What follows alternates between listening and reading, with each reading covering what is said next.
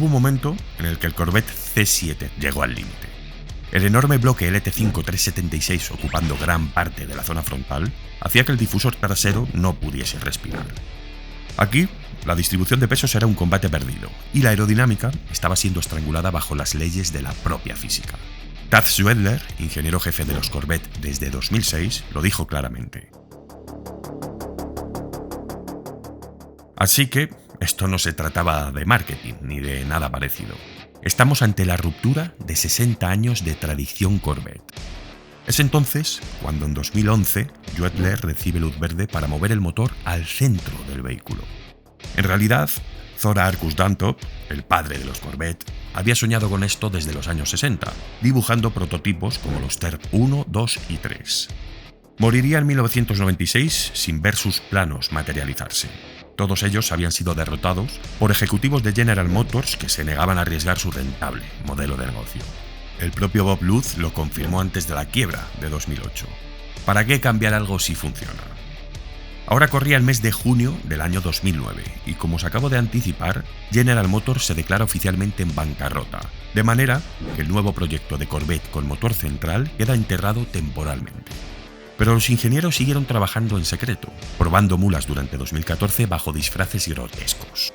Por ejemplo, teníamos pickups Holden Ute que escondían aquel ambicionado motor central, o algunas cabinas del C7 montadas sobre camas de camioneta. En ese momento, General Motors había bloqueado el Building 54, el taller de alta seguridad dentro de las instalaciones de Milford Proving Grounds, y limitó además todas las pruebas a sesiones nocturnas para evitar paparazzis y moscones, espías. Y así es como durante años, el nuevo Corvette C8 fue el secreto mejor guardado de la industria automotriz estadounidense.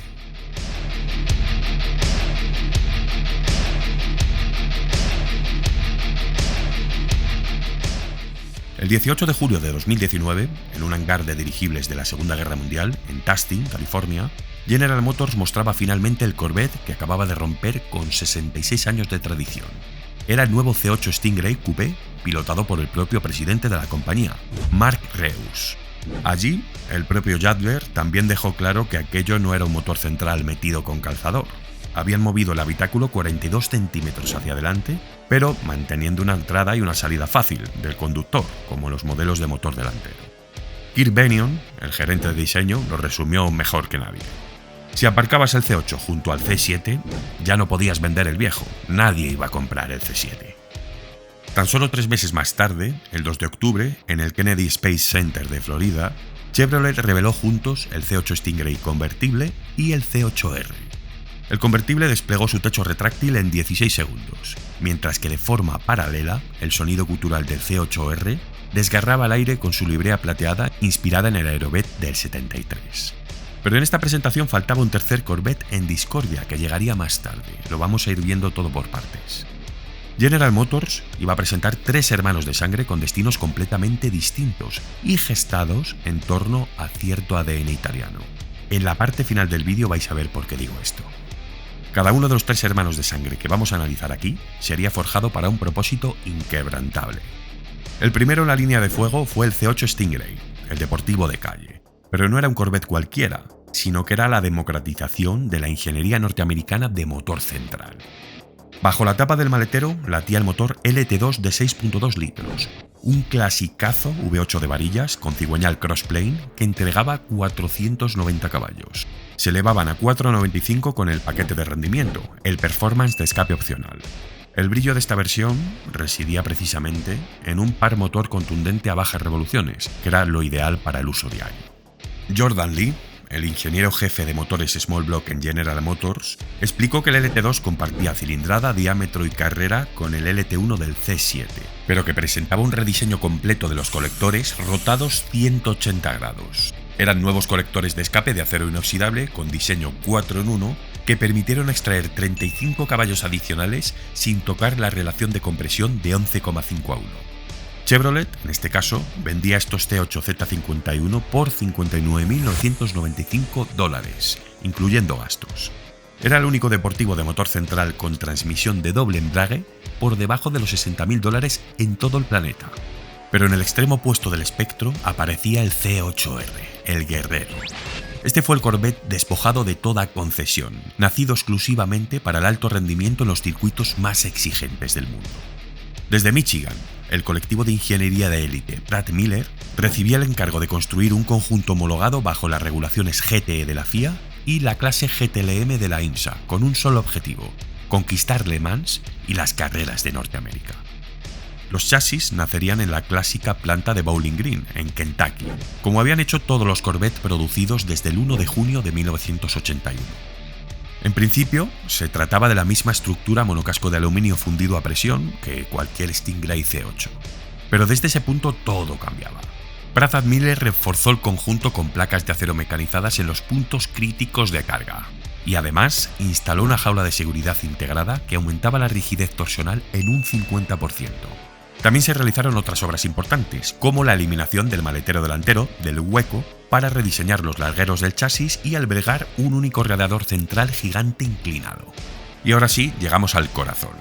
Cutch Schwebler, junto con Josh Holder, gerente de rendimiento del programa Corvette, iniciaron el desarrollo de lo que sería el revolucionario motor LT6 para uso en carretera. Durante estos primeros 4 años, el equipo sentaría las bases técnicas y conceptuales de un propulsor que redefiniría el desempeño de los Corvette de producción. Pero a partir de 2018, el proyecto experimentó un giro estratégico decisivo. Schwebler y Holder comenzaron a trabajar simultáneamente con el equipo de competición del C8R, co-desarrollando al mismo tiempo 2 versiones del nuevo motor Corvette, el LT6 de calle y el LT6R de competición. Esta colaboración sin precedentes permitió que ambos propulsores compartiesen componentes críticos y filosofía de ingeniería, y después, por separado, cada uno sería optimizado para su entorno específico. Al final, como os dije, ya os contaré de qué manera y con qué ADN italiano estudiaron todo este sublime desarrollo.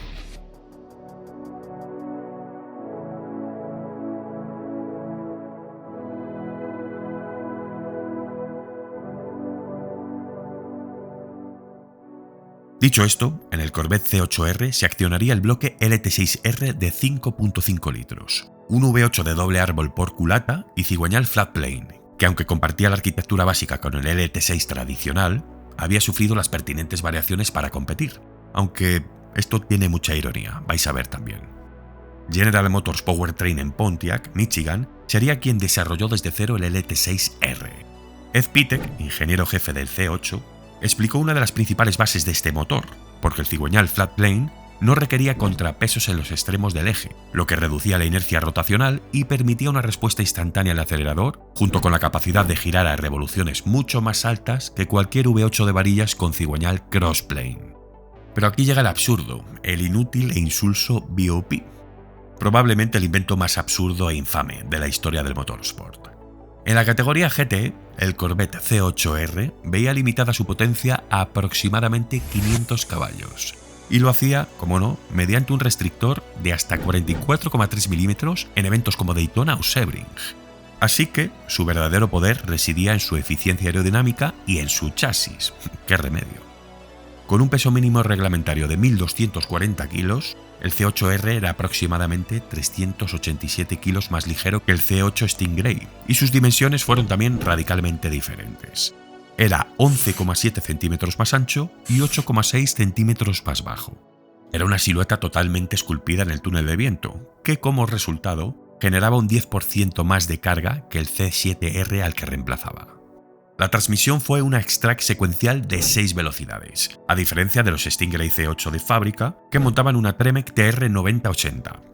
Solo existieron 6 chasis originales C8R, fabricados bajo la estricta norma GTE, así que se convirtieron rápidamente en productos muy ambicionados. De hecho, el chasis número 005 se vendió el pasado 2025 a través de Hims Marketplace por $1,5 millones después de acumular victorias en Daytona, Sebring, Le Mans y campeonatos IMSA GTLM.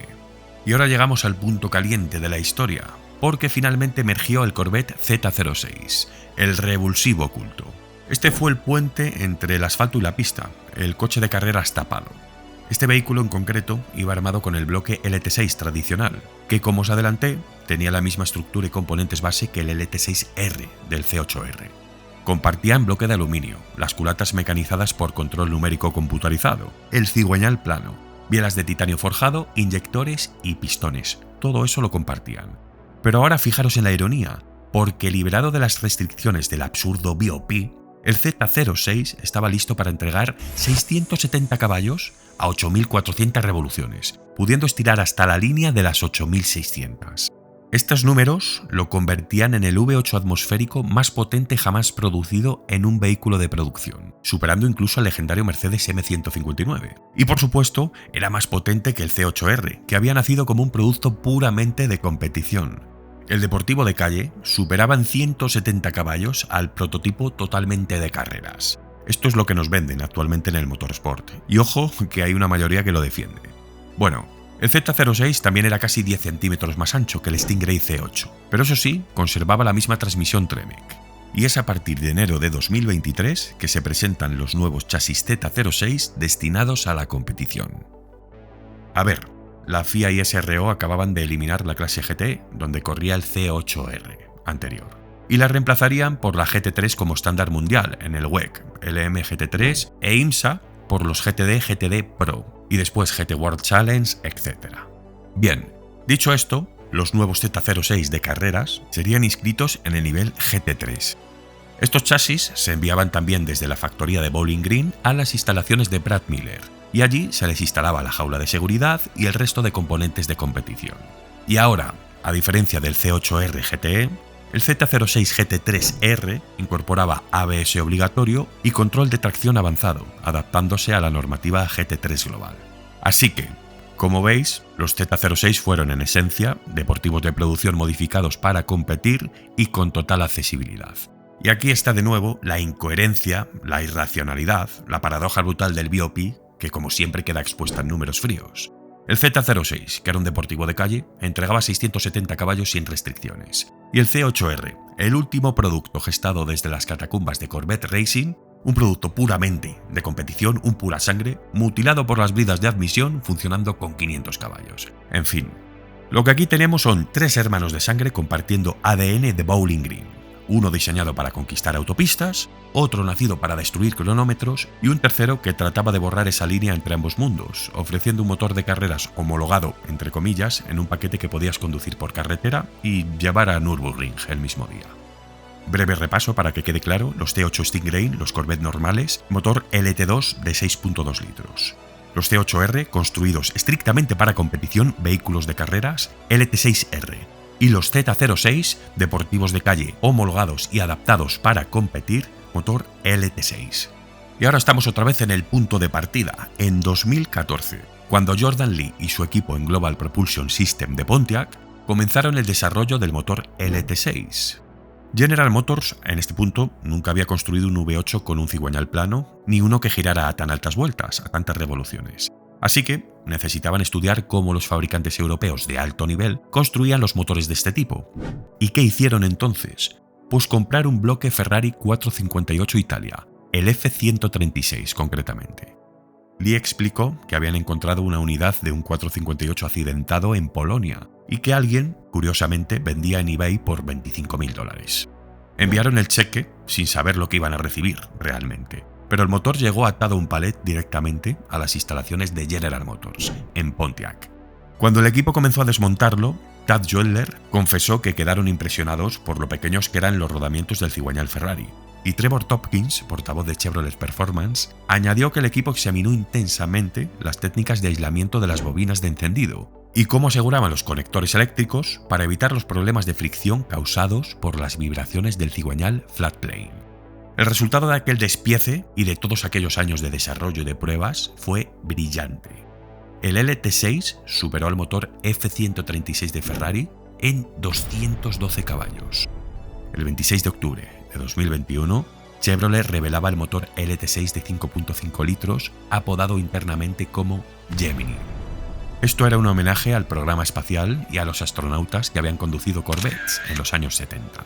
Y bueno, Gemini también hace referencia a gemelo, y se referían al doble árbol de levas por bancada, a los dos plenum de admisión, los dos cuerpos de mariposa y las dos bombas de combustible. Todo esto estaba en los Z06. Y en realidad también el cigüeñal, el flat plane, en estos V8 se comportaba en términos de equilibrio primario, de fuerzas principales, exactamente igual que si fueran dos motores de 4 cilindros en línea, unidos. Así explicado, básicamente por encima. Jordan Lee también explicó que el diámetro de los cilindros de 104,25 milímetros era una herencia directa de los LS7. Era casi lo más grande a lo que podían llegar, mientras que la carrera corta de 80 milímetros era el punto óptimo para girar alto sin perder par motor a bajas revoluciones.